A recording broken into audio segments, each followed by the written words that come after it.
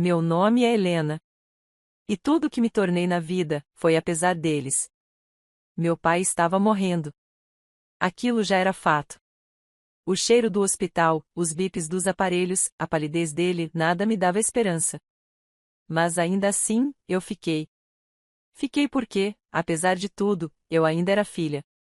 E ele, mesmo ausente em tantas partes da minha história, ainda era meu pai.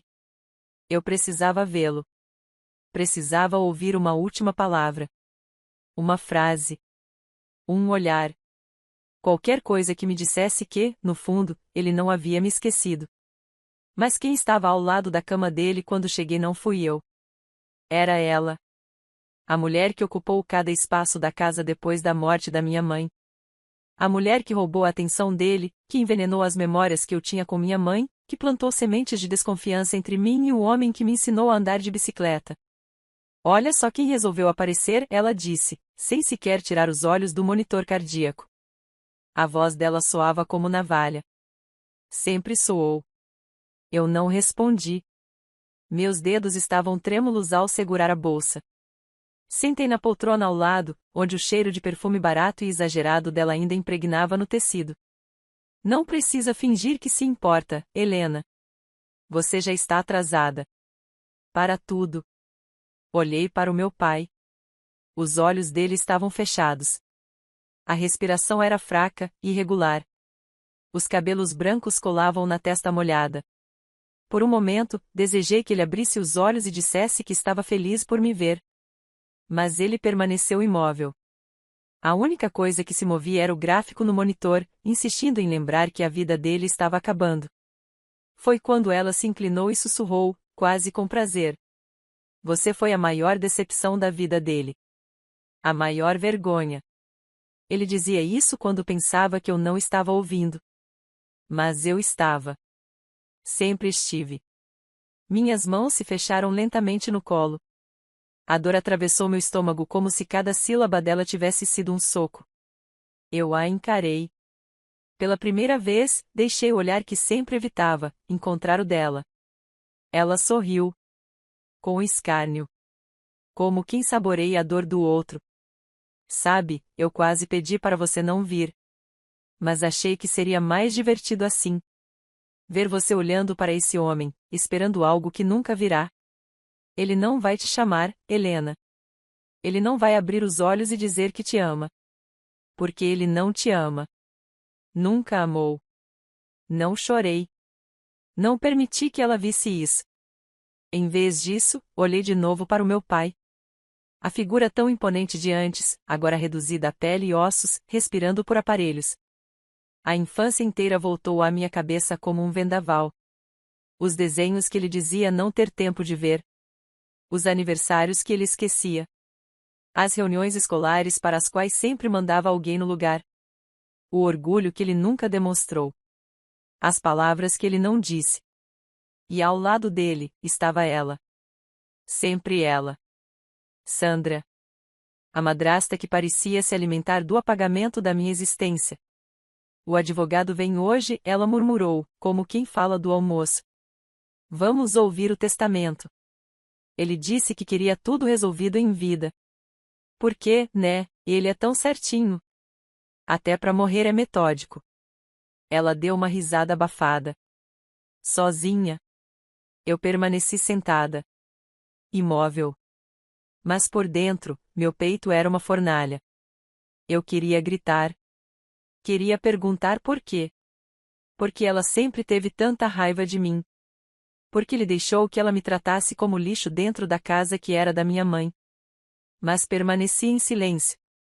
O mesmo silêncio que me perseguiu durante anos. Às 18 horas em ponto, o advogado chegou. Um homem magro, de blazer azul, gravata torta e olhos de quem já viu mais brigas familiares do que gostaria. Ele não sorriu. Apenas cumprimentou com um aceno de cabeça. Sandra levantou imediatamente, ajeitando o decote como se fosse se apresentar num palco. Podemos começar, doutor? Ele assentiu, retirando um envelope de dentro da pasta. Estava lacrado, com uma fita vermelha e o nome do meu pai escrito com aquela caligrafia que eu reconheceria entre mil. seu Cláudio me pediu que abrisse e lesse em voz alta, sem interrupções. Essas foram suas ordens, explicou. Ela cruzou os braços, entediada. Eu apenas mantive os olhos fixos no envelope. Eu não sabia o que esperar. Talvez o mesmo desprezo de sempre. Talvez um vazio. Mas então ele começou a ler. Eu, Cláudio Pereira de Souza, em plena consciência de meus atos, declaro que, após refletir profundamente sobre minha vida, minhas decisões e os erros que cometi, desejo que minha filha Helena receba integralmente todos os meus bens, incluindo a casa, as ações e os investimentos em meu nome. Sandra se endireitou na cadeira. Deixo a minha atual esposa, Sandra Cristina Lopes, apenas o valor de R$ 5.000, como compensação simbólica, pois confesso que me arrependo profundamente da forma como permiti que ela tratasse minha filha dentro de nossa casa. Helena, me perdoe. O silêncio na sala se transformou em um campo minado prestes a explodir. Sandra arregalou os olhos. Isso é um absurdo, ela gritou. Ele não faria isso. Deve ser um erro. Ele prometeu. O advogado não se abalou.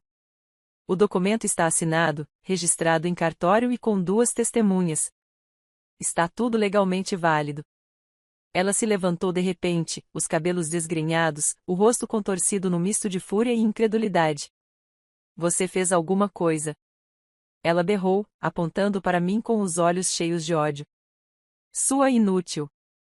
Sua desgraçada. Você enfeitiçou ele. Você nunca foi nada. Cale-se, Sandra, foi a única coisa que eu disse. Mas disse com calma. Com firmeza. Com a voz de quem, pela primeira vez, não estava mais disposta a aceitar ser apagada. Ela avançou em minha direção, mas o advogado se pôs entre nós. As enfermeiras apareceram na porta. E a voz dela ainda ecoava pelo corredor. Isso não vai ficar assim. Eu juro que não vai. Enquanto ela era retirada aos gritos, eu apenas me aproximei do meu pai. Segurei a mão dele com delicadeza. Fria. Mas firme. Você não me amou em vida, pai. Mas me escutou antes de morrer. E, por incrível que pareça, isso já é um começo. Naquela noite, o hospital se tornou um teatro de guerra. Enquanto os corredores silenciavam ao cair da madrugada, eu andava em círculos, com o testamento na bolsa e a mente em brasa. O advogado havia partido após garantir que os papéis seriam entregues no cartório no dia seguinte. As enfermeiras me ofereceram chá, olharam com pena, perguntaram se eu precisava de um táxi. Mas eu não saí. Fiquei. Porque ele ainda respirava. E, apesar de tudo, eu queria vê-lo partir. Não por vingança. Não por justiça. Mas por amor, por aquele amor inacabado que eu sempre procurei e nunca recebi. Às 13h42 da manhã, meu pai morreu. Não houve palavras. Não houve despedida. Apenas o som da máquina emitindo o último aviso, enquanto as luzes frias da UTI refletiam no meu rosto. Eu não chorei. Só respirei fundo e segurei sua mão fria por mais um instante. Eu te perdoo, sussurrei. Porque no fim das contas, quem mais precisava de paz era eu. Mas é claro que a paz não duraria. E eu soube disso quando desci para o estacionamento e encontrei meu carro com os pneus rasgados e um bilhete preso no para-brisa. Você acha que venceu. Mas acabou de começar. A caligrafia dela. Irônica, escorregadia, odiosa como sempre. Suspirei, chamei um táxi, e fui embora com o peito erguido. No dia seguinte, fui até a casa do meu pai. Aquela que, agora, legalmente, era minha. A mesma onde cresci, onde minha mãe decorou cada parede com carinho, e onde, depois que morreu, Sandra pintou tudo de bege e arrancou até os porta-retratos das estantes. Eu sabia que ela ainda estava lá. E mesmo assim, subi os degraus da entrada como quem pisa em território inimigo. Toquei a campainha. Não bati. Toquei. Porque agora, eu era dona. E ela que viesse até mim. Quem te deu permissão pra... Ela começou, ao abrir a porta. Mas parou. Os olhos correram do meu rosto até minha mão, onde eu segurava a cópia oficial do testamento. A casa é minha, Sandra. Você tem 72 horas para sair, falei, com frieza calculada. Isso é loucura. Você está armando tudo isso. Isso não vai ficar assim. Eu vou recorrer. Eu tenho direitos. Não. Você não tem, respondi. E mesmo que tivesse, você não ganharia. Ele assinou. Ele registrou. Ele fez questão.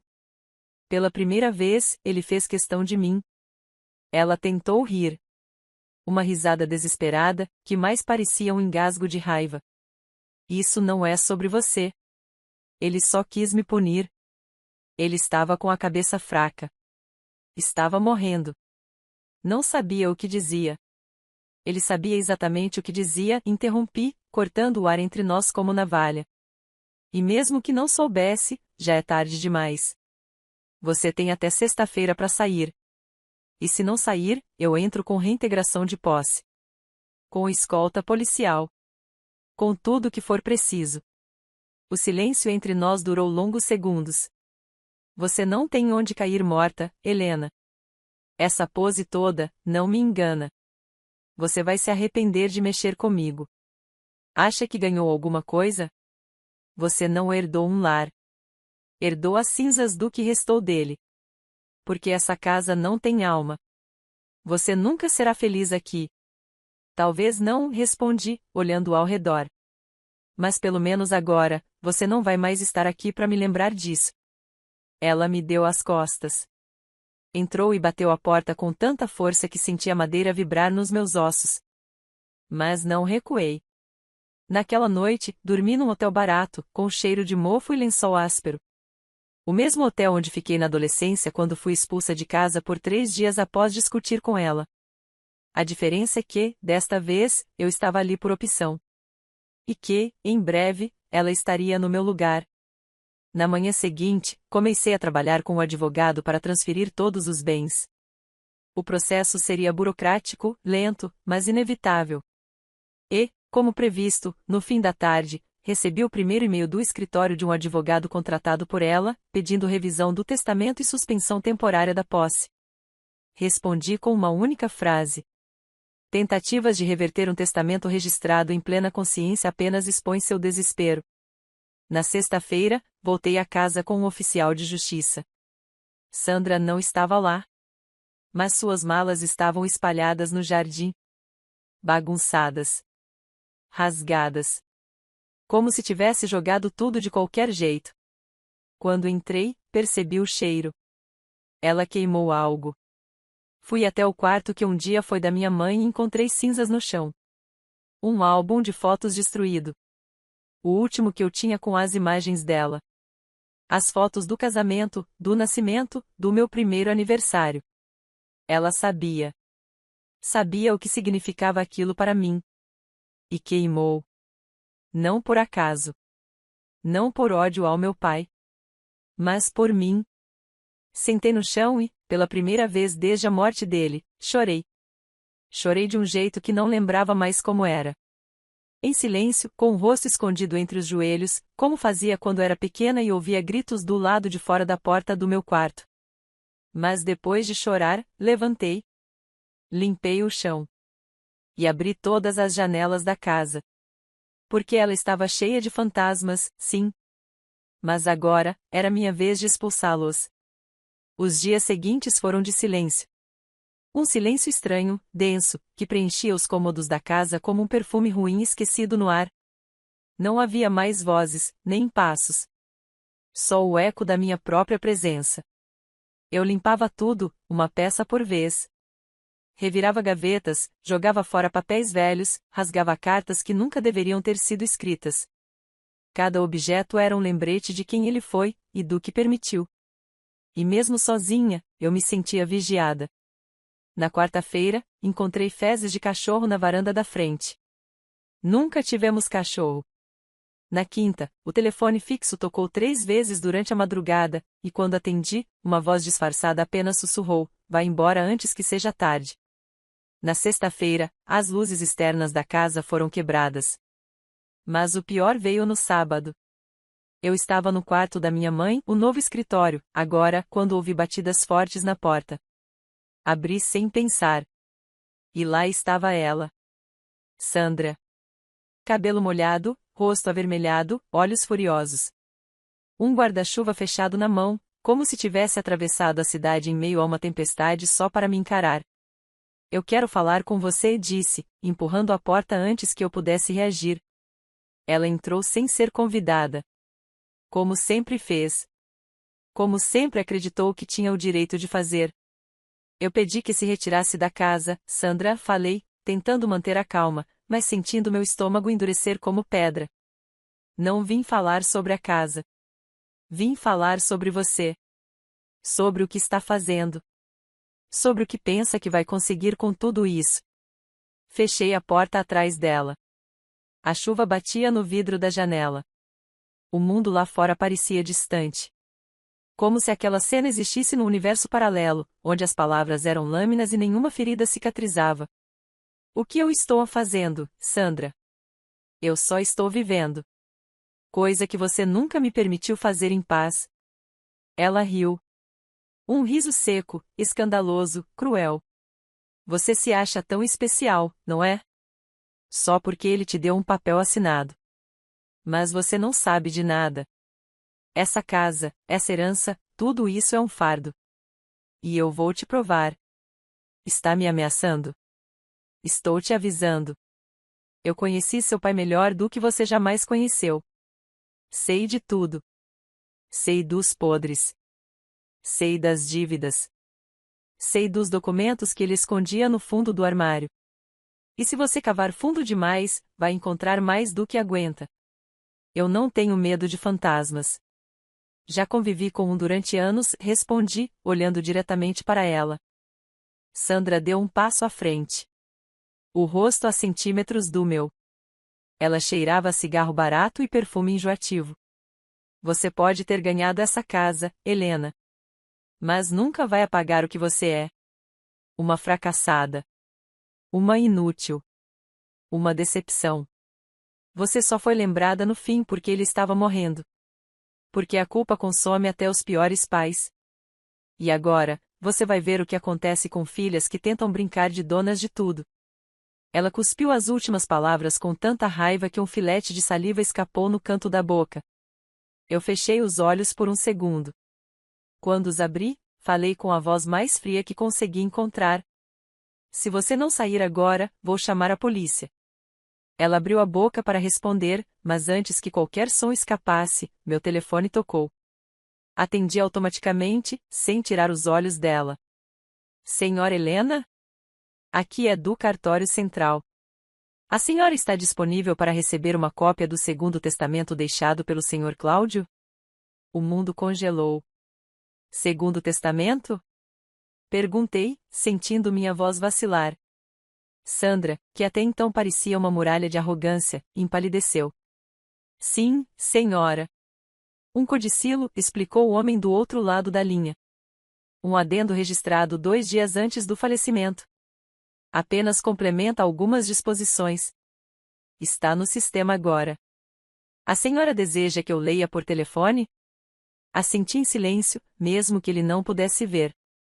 Além das disposições já registradas, deixo claro que minha esposa, Sandra Cristina Lopes, está expressamente proibida de residir ou frequentar esta residência após minha morte.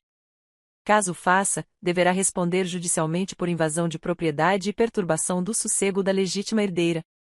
Fim da leitura. Sandra arregalou os olhos. A cor desapareceu do rosto. Ele fez isso. Boa tarde, senhora. Documento será entregue ainda hoje, disse o homem, desligando. Sandra se virou para mim, sem conseguir formular frase. Pela primeira vez, o olhar dela não era de desprezo. Era de pânico. Real, puro. Isso é mentira, você manipulou ele. Não. Ele apenas finalmente viu quem você é. E quem sempre foi. Ela cambaleou até a porta, e antes de sair, deixou cair o guarda-chuva no chão. A chuva aumentava lá fora, mas ela não voltou para pegar. Saiu correndo pela calçada como uma mulher que tinha perdido tudo porque, naquele momento, havia mesmo perdido. Quando fechei a porta, minhas mãos tremiam. não de medo, mas de libertação. Naquela noite, tomei vinho. Sozinha. No sofá da sala. Com as janelas abertas e o som da chuva batendo no telhado. Não havia música. Não havia risos. Mas pela primeira vez em muitos anos, havia paz. E pela primeira vez em toda a minha vida, eu me permiti pensar, talvez eu consiga recomeçar. Mas recomeçar, eu aprenderia logo, é diferente de esquecer. Porque o passado, ele sempre encontra uma forma de voltar. Desde que Sandra correu para fora da minha casa, como um rato que sente o chão afundando, eu sabia que aquilo não era o fim. Ela era o tipo de pessoa que não sabe perder não por orgulho, mas por obsessão. E obsessões, eu aprendi do jeito mais duro, são como ferrugem, se você não corta, elas devoram tudo por dentro. Os dias passaram. Eu reconstruía aos poucos os cômodos, tentando devolver alguma dignidade à casa onde passei metade da minha vida tentando não ser vista. Cada parede pintada era uma cicatriz coberta. Cada móvel trocado, um grito contido do passado que eu calava com tinta nova. Mas então começaram os rumores. Na farmácia da esquina, ouvi 2 vizinhos comentando. Parece que a filha dele enganou todo mundo, né? Dizem que ela forçou aquele testamento, que o velho estava fora de si. Sempre desconfiei daquela menina. Nunca teve jeito de boa coisa. 2 dias depois, o síndico do bairro me entregou uma carta. Anônima, escrita com letras recortadas de revista, como se fosse uma piada de mau gosto. Você pode até ter a casa, mas nunca vai ter o respeito. E no domingo, quando fui à padaria, um grupo de mulheres se calou ao me ver. Sorrisos falsos se fecharam como portas. Uma delas, conhecida por ser amiga de Sandra, deixou escapar em voz alta o suficiente para ferir. Eu teria vergonha de viver de herança. Ainda mais tirando de quem cuidou dele até o fim. Aquilo me fez parar no meio da calçada. O pão na mão. As palavras, presas na garganta. Quem cuidou dele? Ela? A mulher que passou os últimos anos tratando meu pai como um troféu quebrado, alimentando-se da rotina de fingimentos, das jantas onde ninguém conversava, das manhãs em que ele saía calado e voltava tarde, como se a própria casa o repudiasse? Ela? Ela cuidou da aparência. Do sobrenome. Da posição social. Mas não dele. E, mesmo assim, conseguiu reverter tudo ao seu favor, como sempre fazia. Fui embora sem comprar nada. Naquela noite, liguei para o advogado. Pedi ajuda para recuperar documentos, entender a fundo os bens do meu pai, vasculhar cada detalhe da herança. Eu queria mais que papéis, queria respostas. Queria descobrir onde Sandra ainda se escondia, e quais segredos ela enterrava. Foi assim que descobri o que ela queria esconder. Entre os arquivos, havia uma movimentação de uma conta antiga, em nome do meu pai, que vinha sendo esvaziada pouco a pouco. Transferências pequenas, sempre feitas nos mesmos dias, aniversários, datas comemorativas, viagens. Todas destinadas ao mesmo nome, Daniel Lopes. O sobrenome acendeu uma lâmpada dentro de mim. Era o filho dela. O filho que ela dizia não ver há anos. O filho que nunca foi citado nas reuniões de família, que desapareceu da vida dela quando decidiu se mudar para outra cidade. Um homem que meu pai jamais assumiu como enteado. E, mesmo assim, ela usava a conta dele. Ela roubava. Isso é ilegal? Perguntei ao advogado. Se provarmos que ele não autorizou, sim. E considerando o testamento, posso garantir que ele sabia. E quis que você soubesse também. Comecei a montar o quebra-cabeça. Sandra desviava dinheiro do meu pai havia pelo menos 4 anos. Usava o nome do filho como laranja, fazia as transferências discretamente, sempre de valores baixos. Mas somados, os montantes passavam de 100 mil reais. E eu sabia exatamente o que fazer com isso. Não fui até ela. Ainda não. Eu precisava de mais. Precisava que ela cavasse a própria cova e, como eu previa, ela cavou. Na segunda-feira seguinte, uma notificação judicial chegou até mim. Ela havia entrado com um processo contestando o testamento. Alegava que meu pai havia sido coagido. Apresentou laudos psiquiátricos antigos, solicitou anulação do documento e exigia, além da metade dos bens, minha interdição judicial por instabilidade emocional. O riso escapou de mim pela primeira vez em semanas. Riso seco. Incrédulo. De quem sabe que está diante de um monstro que perdeu a vergonha de mostrar os dentes. Instável, Sandra? Sussurrei em voz alta, segurando os papéis. Você me fez assim. Liguei para o advogado no mesmo instante. Pedi que protocolasse tudo. Que incluísse os extratos, as provas de desvio, os registros do cartório, a assinatura do codicilo, e principalmente, o pedido de investigação criminal por fraude patrimonial. Na noite seguinte, sentei sozinha à mesa da sala de jantar. Coloquei 2 taças. Uma de vinho para mim. A outra, vazia. Pensei na minha mãe. Eu ainda não venci, mas estou mais perto do que nunca, disse, olhando para a cadeira oposta. E então, o telefone tocou. Era o advogado. Ela retirou o processo. Parece que ficou sabendo da investigação. E agora, ela quer conversar pessoalmente. Eu sorri. Devagar. Como quem vê a caça se aproximar da armadilha sem perceber. Ótimo. Marque a reunião. Mas não diga nada. Deixe ela vir. Deixe ela acreditar que ainda tem chance. Porque agora, Sandra não estava apenas cercada. Ela estava exposta. E eu, pela primeira vez, tinha a arma certa nas mãos. A reunião foi marcada para uma sexta-feira, às 10 horas da manhã, no escritório do advogado. Eu cheguei às 9h45. Estava vestida de preto, como quem vai a um velório. E, de certo modo, era. Só que não seria o meu. Sandra chegou às 10h05, como sempre atrasada, como sempre com a postura de quem achava que ainda mandava em alguma coisa. Usava um vestido vermelho chamativo, maquiagem forte, e um sorriso no rosto que nunca chegou aos olhos. Quando me viu, sorriu mais largo. Como se estivéssemos em um jogo de cartas onde ela acreditava ter um as escondido na manga. Que bom que você veio, disse, se acomodando na cadeira de frente para mim. Pensei que fugiria, como sempre fez quando as coisas ficavam sérias. Eu não fujo, Sandra. Só aprendi a escolher as batalhas certas. Ela cruzou as pernas, fingindo elegância. Fingindo controle.